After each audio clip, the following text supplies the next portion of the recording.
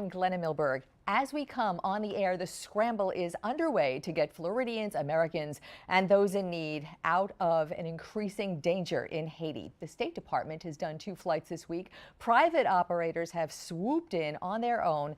Our focus today is on the state's efforts, literally now underway. A flight landing this morning with 21 people aboard. Earlier this week, a first rescue flight from the state with 14 people on board landed in Sanford. More are in the works.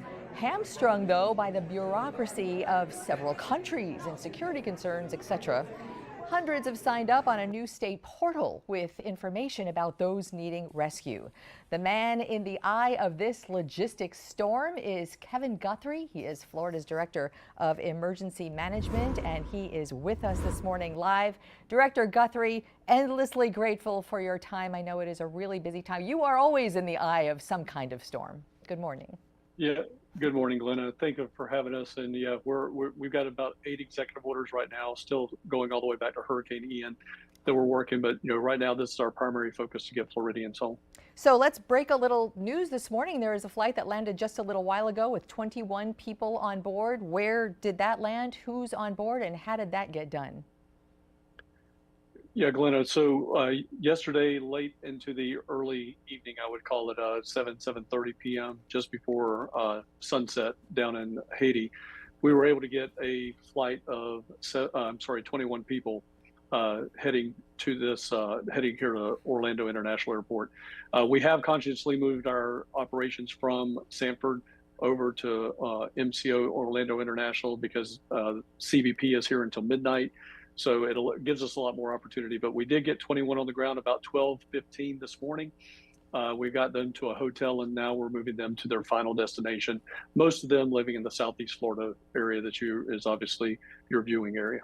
Yeah. Okay. So I looked up that flight, the tail number of that flight, and it looks like that flight is actually right now back in Cap Haitien. Is that another rescue flight today in the works? Yes, ma'am. We are working right now. We have 2 planes on the ground, 1 staged in the Turks and Caicos. But our goal every day is to fly people out. So the way that the government is working right now and I say the government in air quotes, is working inside of Haiti is we're getting daily permits. So we can't get anything to land every day for a week or every day for the next 2 weeks. We have to do this bureaucratic process every single day.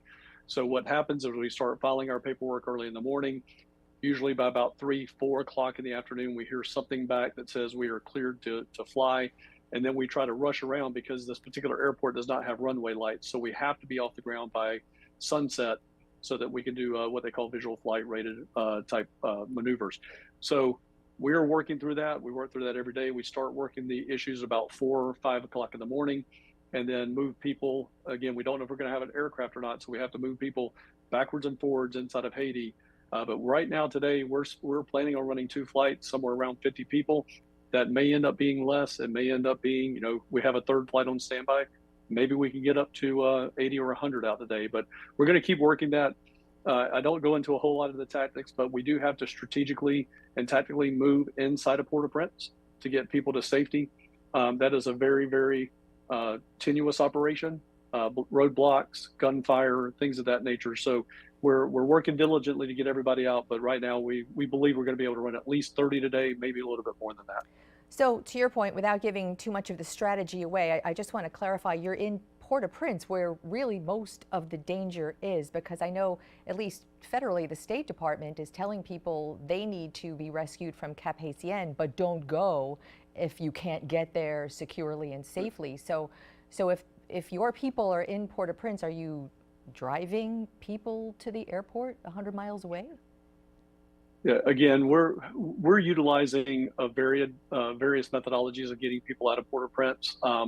We are, that could be by land, air, or sea. So a combination of all 3, if you will. But and you've seen the helicopters landing from the State Department. We have a similar tactic where we go in and we will land at a designated spot. We, to the best of our ability, try to secure that spot and make sure that there's no activity around. then call somebody in, and then literally just come in and swoop up and get those individuals on a helicopter. That's one particular way that we do it. And that's very, very similar to what you've seen over and over again on State Department videos. That's a similar tactic we use there, but we are using some other tactics as well. We did shift a little bit yesterday, which allowed us to get the largest flight out that we've done so far. So we'll continue to head in that direction and hopefully have more success here in the coming days. Are you having an okay time coordinating with anyone on the ground there, or maybe the surrounding governments, Dominican Republicans, Turks and Caicos? Is there any kind of coordination and cooperation that you've been finding, or is it really an obstacle, the official on the ground? Yeah, so that's a great question. The Turks and Caicos is allowing us to land our aircraft and stage our aircraft there. They have not yet allowed us to bring people from area over there. The Grand Cayman Islands has offered to let us take off from Haiti, land there with individuals, but right across the border, the Dominican Republic, we continue to run into bureaucratic issues there. It's frustrating. We've had several calls with that government. They do not recognize Florida as an official government. It's got to come through the State Department. I've got a State Department liaison, and I want to thank Joe. I can't remember his last name right now, but Joe is working really hard with us, trying to get those clearances run through the Dominican Republic so we could have a shorter hop and get more people out in a shorter time window.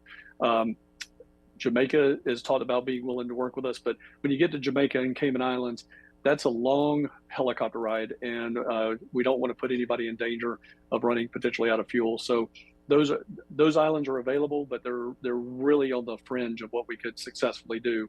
So we're trying to stick to either Turks and Caicos or Dominican Republic, and we are having a little bit of challenges there. And what are the parameters for? I mean, this is an international flight, although it's relatively close. What are the parameters for paperwork, immigration, identification, and that kind of thing? Yeah, that's again a great question, Glenna. So when a flight happens, number one, we have to have clearance to land at the airport in Cap Haitian.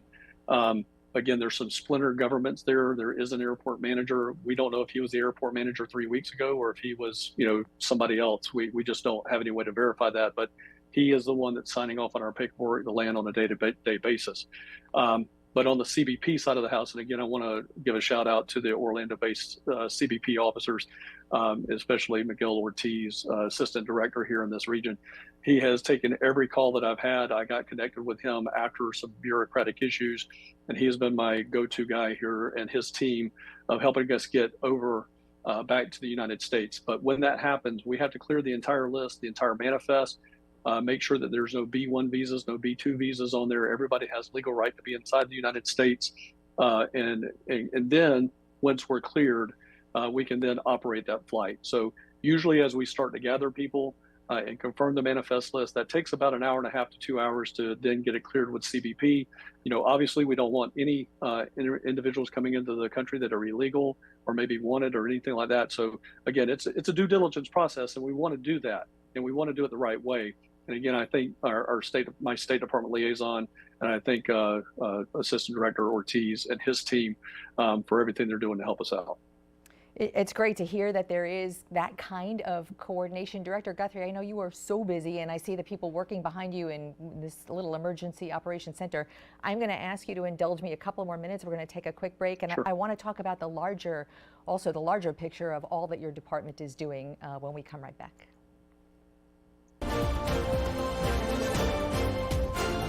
We are back with Director Kevin Guthrie, the head of Florida's Emergency Management Operations, talking about the flights from rescuing from Haiti Floridians who have been stuck there in gang violence.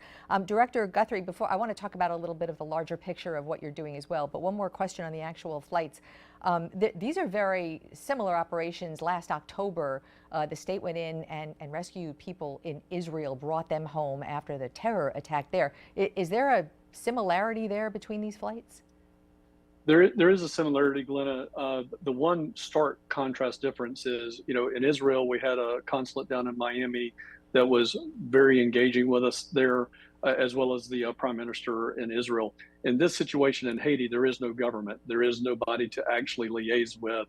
So that makes it much more difficult on, dealing with the governor and I have to do things the right way, the legal way, obviously. But when we're trying to work with a government that doesn't exist, and then we're trying to work with international laws around the area, it certainly is much more difficult. So I would say that in comparison, this particular repatriation has been much more difficult than the one that was in Israel, because we had cooperating governments to help us get back across the Atlantic Ocean. Have you, or the flights, or anyone, the contractors or the people aboard the flights, have actually had any kind of security scares in the last couple of days? So I don't know that I haven't got the intel on actual security scares from the actual contractors on the ground, but I will tell you, from the individuals that come back in, they're very thankful to be here. They were living in some very scary situations. This first 35 that we've taken in were more on the periphery than they were actually in Port-au-Prince by the airport, where you see most of the more active violence. So these individuals are scared. They were very scared, but they were also very happy to be home and back to safety. So we were glad to do it. So far, all but 3 have been Floridians. 32 out of 35. So we're very thankful to bring Floridians home. And again, we're going to keep working to get them all home. There's over 500 that are trying to get out of country. On that portal, have signed up on the portal? Yeah, we've taken in about 700.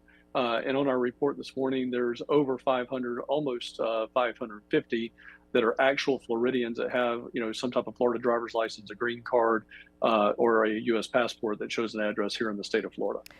On the State Department flights, I think there have been 2 so far. They come into Miami International. The State Department is asking the people they're bringing back promise to repay. Is the state doing the same thing? No, we do not. We're focused on, and this is where the governor just stands very, very tall in the state. He's not going to send you a bill for the rescue efforts that we're doing. You're a Floridian. You pay into taxes in Florida. We're going to come and get you. We're going to get you back home safely. I applaud his leadership. I'm ecstatic that I get to be the one that executes that order. Love the fact that he's taken that line, and we're not going to send a bill to anybody for coming over there and getting them. Director Guthrie, I want to talk a little bit about you and your department are also in charge of some, and have been for more than a year, but just last week, some extra resources being sent to the Florida Keys in anticipation of what might be a mass exodus, a mass influx of migrants. We actually had the opportunity to fly one of the surveillance flights with the Florida National Guard this week, see a little bit about what they're doing. From your standpoint today, have you any intelligence or evidence that such an exodus might be occurring? Well, one of the things that Rear Admiral Schofield really wanted us to focus on, because of the situation in Haiti, he wanted to be able to push U.S. Coast Guard vessels closer to Haiti to stop individuals from leaving that area. The conditions are very right. The risk is very high that individuals could, if further gang violence continues to happen in Port-au-Prince, that hundreds of thousands of people could exit that area. So he wanted to be able to reposition the majority of his fleet down there. There are still ships inside the Florida Straits. But he's asked us, and the governor again stepped up and said we'll be good partners and do what we need to do. And so we're covering the areas from along the Treasure Coast all the way through Miami and down to Key West under the Dry Tortugas with Florida State assets, over 250 Florida State assets. As you can see, and as your camera guys went up in that helicopter, it's a really, really big ocean out there, and it's really hard to see, a chug or a skiff from even 1,000 feet high as those helicopters fly over the ocean. So we're going to be out there every day looking and trying to detect, but there has been a slight uptick. You saw the situation that happened up in the Treasure Coast with the individuals that were armed with drugs and illegals inside the boat. We did have a landing this week at Duck Key, inside the Keys. So we're seeing some increased activity, but we're really trying to focus on those Florida Straits so the Coast Guard can go down and intercept anybody that comes off the coast of Haiti. So the 2 incidents that you just mentioned, not only in different places, but I'm thinking the migrants who arrived in Duck Key, I think, were Cuban nationals. But just to be clear, as far as Haiti and the gang violence and the absolute terror that's going on there now, we've been reporting that there is really no intel that there has been or a pending mass exodus, and your department, I'm guessing, has not seen that?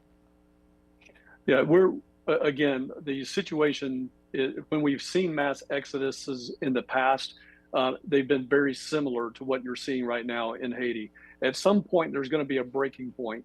We hope that that breaking point does not come, but if that breaking point comes and it's that that final straw that breaks the back, then we do anticipate that there's going to be some type of exodus. So again, that's why the membership underneath Rear Admiral Schofield of the U.S. Coast Guard, Homeland Security Task Force Southeast, the governor, the state agencies are all stepping up to make sure that we're prepared for that and we can intervene if we need to intervene when that time comes.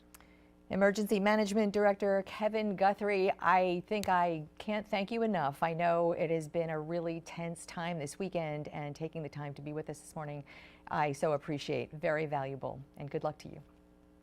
Glenna, great to be with you again. Thank you.